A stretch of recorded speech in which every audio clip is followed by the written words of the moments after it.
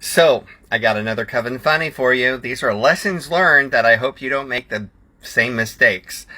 Um, Before I formed my Alexandrian coven, I was also involved in another coven that was a fairy coven. And we were doing ritual inside the house, and the priestess was young. We were all young back then, but apparently she didn't know much about how fire works.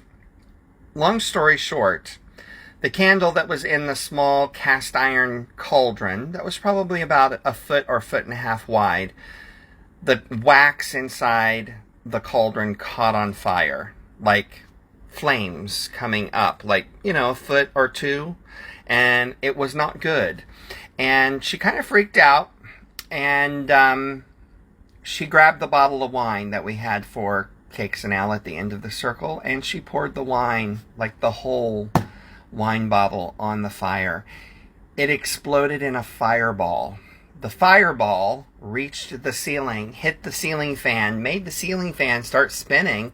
The flames spread out. I'll never forget this. We all kind of went, whoa, backwards. Some of us had singed eyebrows. I was lucky I was not singed. I think she might have been singed a bit.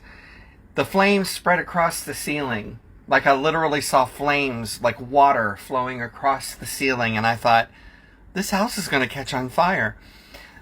But it dissipated, left a stain on the ceiling a bit, and it was one of the other coveners that was in the coven that actually was smart enough and ran outside, grabbed a big bunch of dirt in her hands, which of course here in Central Florida is sand, ran back in, and because the flames were now like 5 feet tall in the cauldron, and threw this dirt on the fire, and it instantly went out, and all that was left was a lot of smoke. So we opened all the windows and everything. So, lesson: never throw water or wine on a wax fire.